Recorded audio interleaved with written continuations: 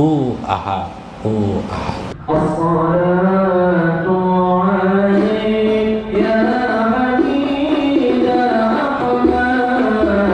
As-salatu 'alaik ya Nabi Muhammad.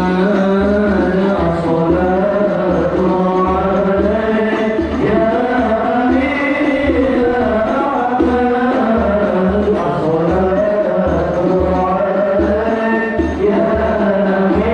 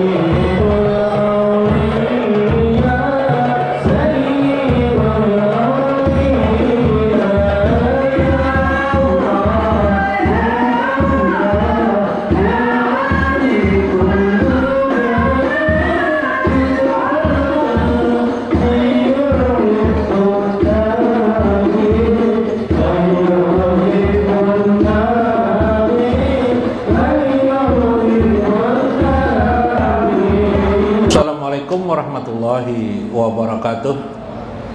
Bismillahirrahmanirrahim. Bismillahil malikil qudusis salam. Bismillahil azizil hakim. Wassalatu wassalam ala sayyidina wa nabiyyina Muhammad wa ala alihi wa sahbihi ajmain. Fa inna insyaallah ab'asli kitabi Syekh Ibnu Athaillah Al-Hikam wa nafa'ana bihi wa ulumihi bidarain amin ya rabbal alamin. Mudah-mudahan melewati saluran Syekh Ibnu Athaillah keberkahan dalam hidup kita. Keberkahan itu juga mudah-mudahan tersarungkan kepada anak-anak kita, kerabat-kerabat keluarga kita, handai tolan kita, tetangga-tetangga kita. Semoga Allah selalu mengampuni dosa-dosa kita, mengampuni dosa-dosa ibu bapak kita, handai tolan kita, amin ya rabbal alamin. Minggu kemarin Syekh Ibnu Athaillah menjelaskan tentang hajjun nafsi bil ma'siyah zohirun jaliyun. Ikut andilnya hawa nafsu pada diri kita bil maksiat, dalam perbuatan maksiat, perbuatan yang dilarang di dalam agama kita, pasti jelas johirun jaliyun, dapat dipahami di mana hawa nafsu bergerak di dalamnya. Wahajjuha pitoati, dan keberuntungan atau ikut andilnya pitoati di dalam to'at itu justru batinun qafiyun, itu adalah sangat tersamar, tersembunyi untuk diketahui. Namun bukan berarti tidak ada hawa nafsu itu. Nah, hawa nafsu inilah yang sering menggiring seseorang kepada keburukan, sehingga menjadikan amal-amal ibadah menjadi ditolak oleh Allah Azza wa Jalla. Subhanallah. Padahal kita sudah melaksanakan ibadah, tapi masih memungkinkan lagi ditolak. Di dalam agama kita, ibadah itu supaya diterima itu ada dua persyaratan. Pertama syarat-syarat johir, yang kedua syarat-syarat batin. Syarat johir itu misalnya kalau mau sholat itu berwudu dulu. Sebelum berwudu ada lagi syaratnya. Apa? Membuang najis-najis, ya kan? Kemudian dari hadas besar dibuang hadas besarnya, mandi misalnya, kemudian membuang najis-najis di tubuh, lalu kita berwudu, itu syarat johir. Setelah itu sudah cukupkah? Belum. Lalu kita mengerjakan sholatnya harus ada sesuai dengan rukun-rukun di dalam sholat. Tidak mungkin sujud duluan. Sholat 5 waktu itu tidak mungkin sujud duluan baru takbir ke atas misalnya berdiri. Tidak mungkin rukuk duluan baru berdiri. Itu syarat johir.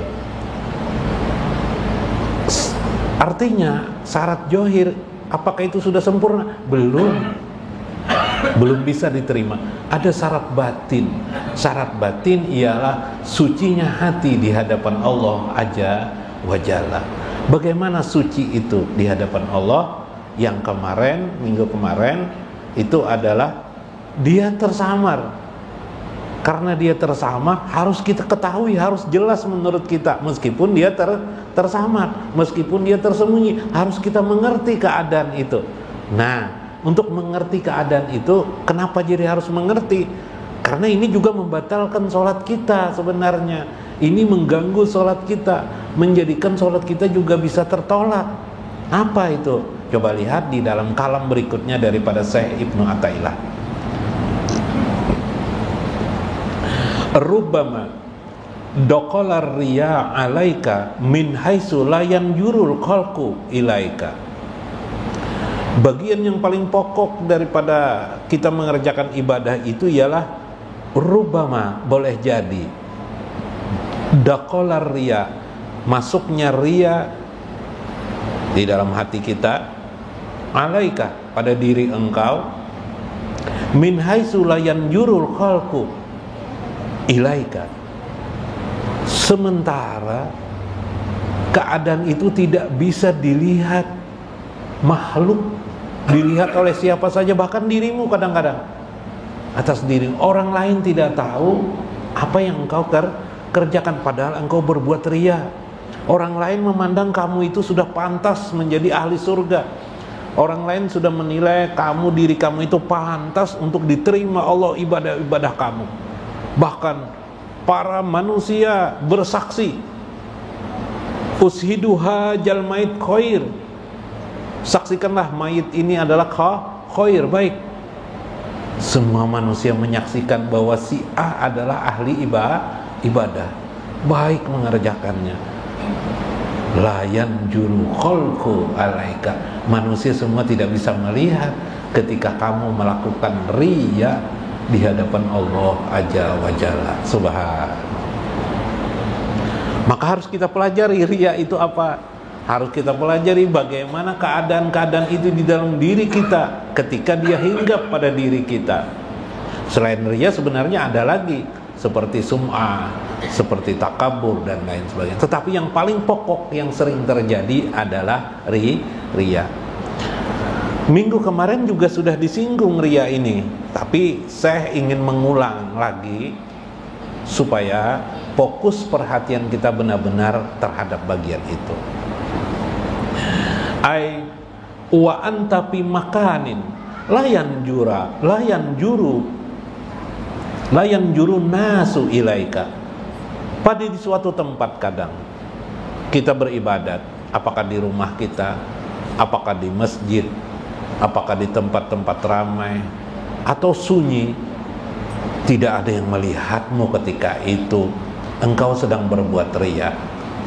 Yakni an-riya kama yadakulu fil amal, dia masuk di dalam amal-amalmu. Ija amaluhu, bila kamu beramal, sohibuhu indan nasi, dia menjadi serta-merta dirimu sendiri yang melihatnya, yang merasakannya, tidak ada orang lain yang mengetahuinya.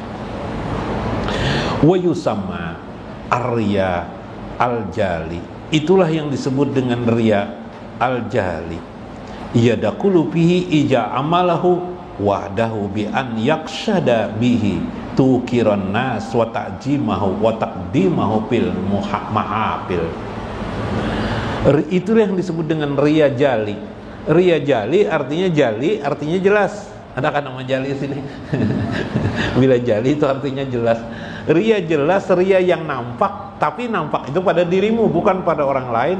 Yaitu pada saat dirimu itu merasakan ingin dihormati manusia, ingin dipuji oleh manusia. Nah, wa ajomatihi, mendapat penghormatan daripada manusia. Nah, kita beribadah tuh. Mulai berbaju sudah, kita hendak ke masjid, ya lah.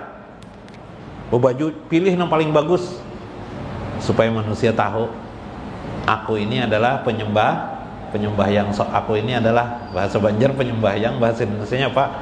Rajin sholat. Kadang-kadang sengaja keliling sedikit, keliling kampung, keliling gang sedikit. Mbak Arai kan orang Banjar, tahu lah Mbak Arai. Mbak Arai itu model betampai, ya kah? Mbak Arai lah sedikit. Nah itu jelas tuh, itu riya, meskipun orang lain tahu lah. Paling orang lain, oh kebetulan aja Sidin lewat sini, iyalah. Padahal Mbak Arai. Atau sedang ke masjid, kita di jalanan ada orang sedang manu burung kah, apa membersih-bersih burung, sebentar duduk di situ. Oh ini. Yuk, sholat, kita sholatan yuk. Hati kita di situ, enggak apa-apa, ayo sholat tuh jadi masalah, bagus lagi mengajak orang lain, tapi diiringi oleh hati supaya si, misalnya yang bikin membuat burung itu Udin namanya, supaya si Udin tahu aku sedang sholat. Supaya apa? Dipuji oleh Udin. Supaya apa? Atau dihormati oleh Udin. Subhanallah. Nah, ayo, jelas enggak? Jelas kelihatan, karena di hadapan manusia. Namanya syirik, namanya adalah riya jali. Subhanallah.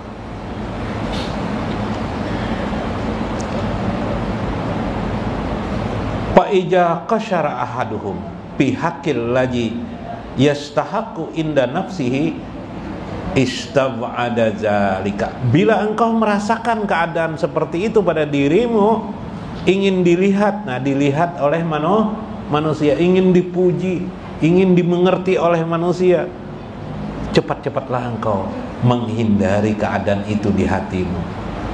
Bahasa lain mungkin ucapkan astagfirullahaladzim. Ya Allah, ampuni hamba ya Allah. Tadi hamba ingin dihormati orang, tadi hamba ingin dipuji orang, tadi hamba ingin dilihat oleh orang. Astagfirullahaladzim.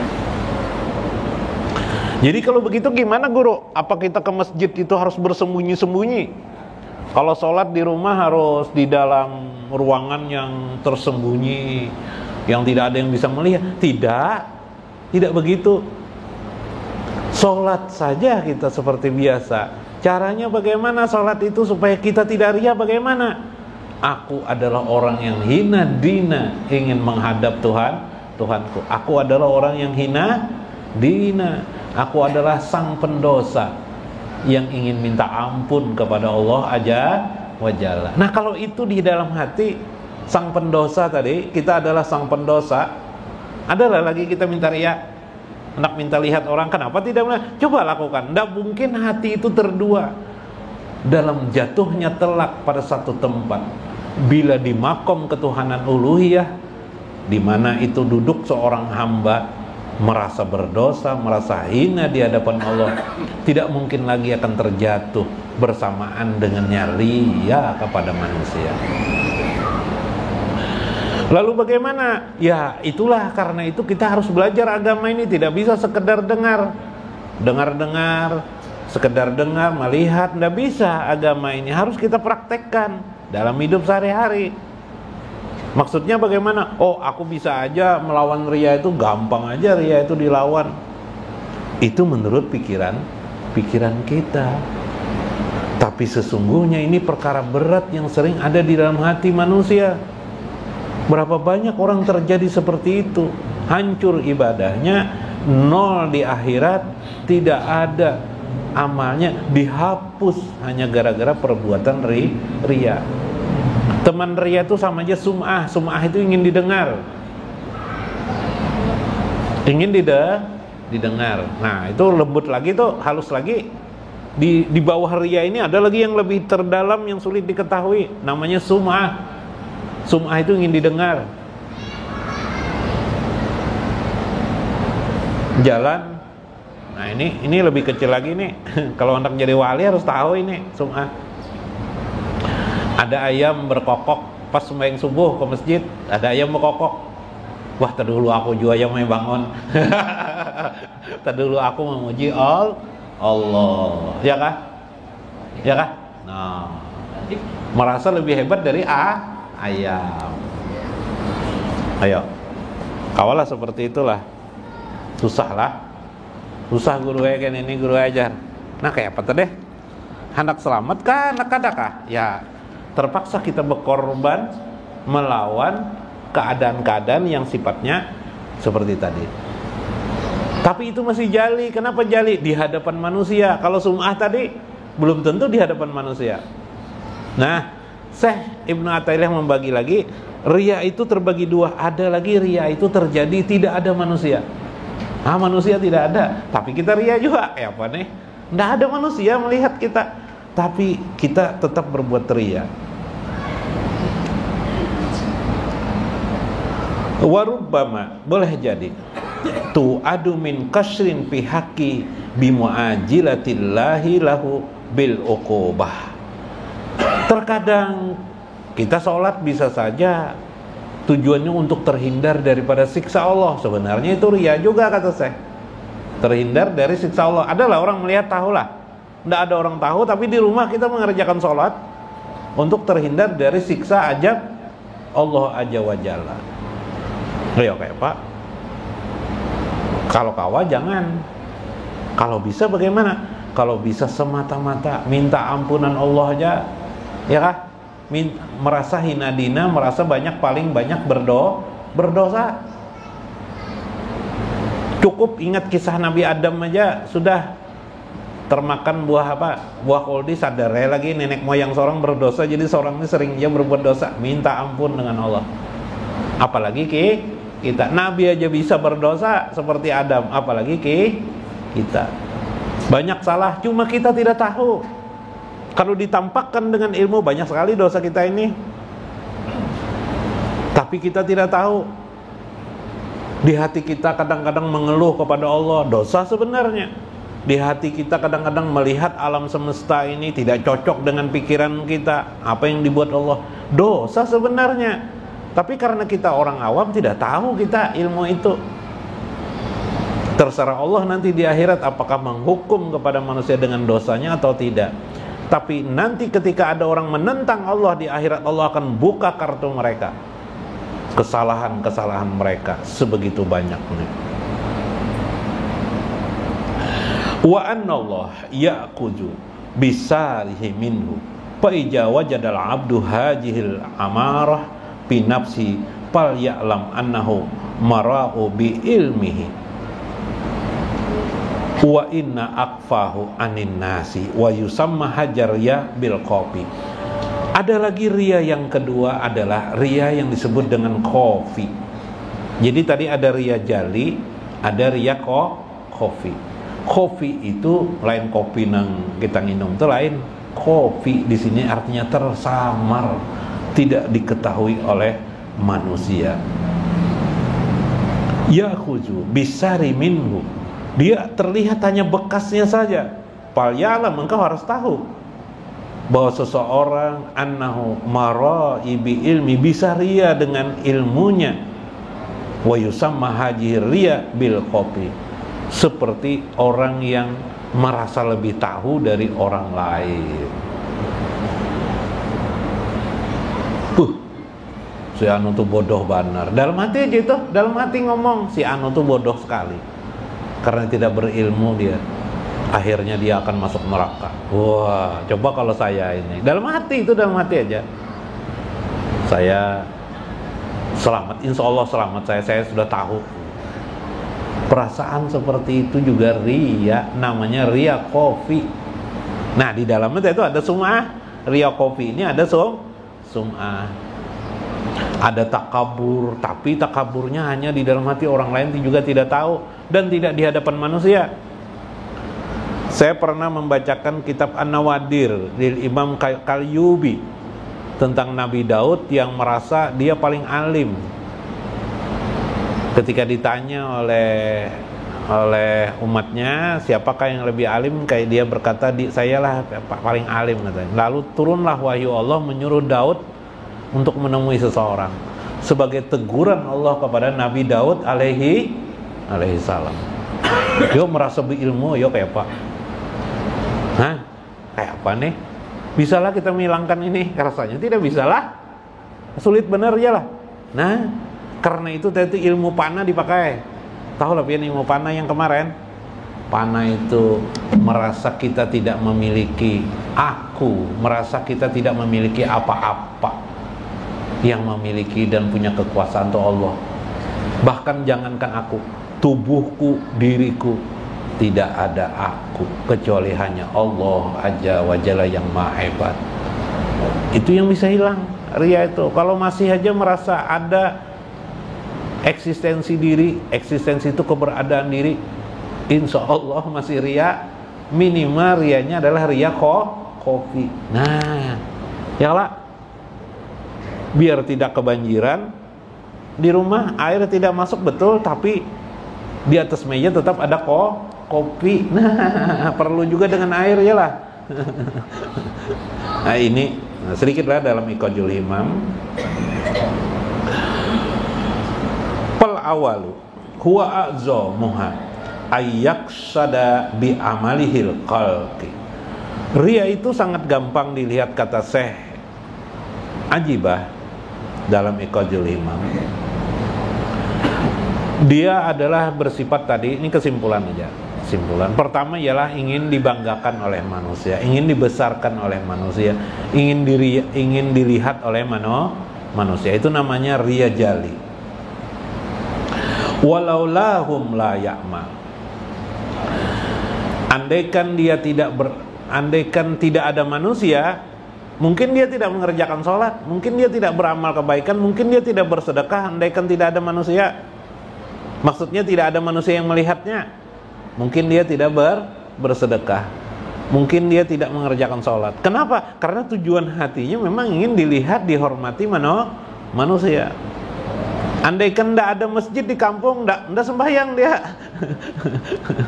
Andaikan tidak ada langgar surau di kampung, tidak sembahyang dia. Kalau di rumah aja malas dia sholat. Karena memang tujuannya diperhatikan manusia. Ini orang-orang munafik namanya. Nauzubillah min dzalik lah munafik. Al-munafik, orang-orang munafik itu. Ujar Tuhan di dalam Al-Quran, yukhadi'una Allah, ingin menipu Allah. Wahum yukhadi'una Allah, mereka itu ingin menipu Allah, tapi Allah menipu mereka. Siapa mereka? Mereka itu siapa? Wa ijaqamu ila sholati, apabila mereka berdiri untuk sholat, ijaqamu ila sholati riya'an nas, atau yura'an nas, atau kusala. Kusala itu bermalas-malaslah dia, kecuali karena hanya untuk manusia. Yura'un nas, mereka ingin dilihat oleh manusia. Atau ayat yang terkenal, fawailul lil musallin, celakalah orang-orang lil musallin yang mengerjakan sholat, alladzina hum yura'una, mereka itu ialah yang mengerjakan mengerjakan riya. Nah, ini orang-orang munafik ini. Nauzubillah min dzalik, kalau termasuk daripada golongan orang munafik.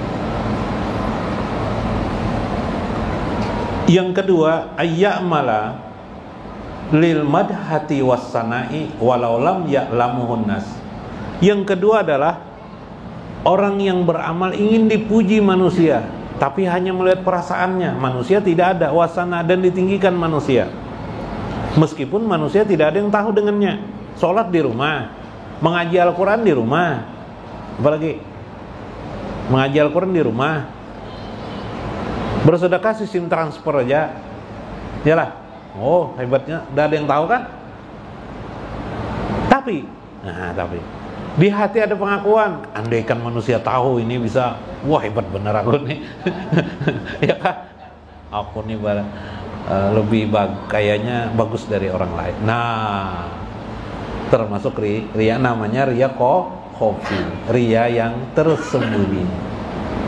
Nah, yang ketiga ini susah, terlepas dari yang pertama, yang kedua tadi. Yang ketiga, ayya'mala lillahi wa yarju ala amalihi sawab, yaitu orang yang beramal yang mengharapkan amal-amal itu mendapatkan dirinya itu pahala yang banyak, waraf al-iqabi, dan mengangkat segala siksa api neraka, artinya kada tersiksa. Nah, ini riya juga Jasidin. Coba kalau untuk orang awam tidak apa-apa ini. Riya juga nih, tapi untuk orang awam tidak mengapa. Kenapa? Ya, tingkatan orang awam dia apa? Tahunya pahala dan apa? Pahala dan terhindar dari siksa api neraka. Wahajanau min wajhi, ini bagian macam daripadanya. Bahwa indal arifin riya, tetapi bagi orang-orang yang ma'rifatullah, nah, yang belajar ma'rifatullah, ini pun tidak baik juga. Nah, harus dihindarkan. Wa inda ammatil muslimina ikhlas, dipandang dari kaum muslimin pada umumnya itu masih dianggap ikhlas. Wal amalu sholih yarfa'ahu, firman Tuhan dalam Quran surah Al-Fatir ayat 10, dan amal-amal soleh yarfa'ahu, Allah mengangkat amal-amal soleh itu. Artinya mungkin saja Allah menghargai bagian yang ketiga tadi, yaitu amal-amal orang awam. Mudah-mudahan kita terhindar dari dosa-dosa syirik yang membatalkan segala amal-amal soleh kita. Mudah-mudahan apa yang disampaikan kita dapat mengambil manfaat. Wallahul muwaffiq ila aqwamit thoriq. Assalamualaikum warahmatullahi wabarakatuh.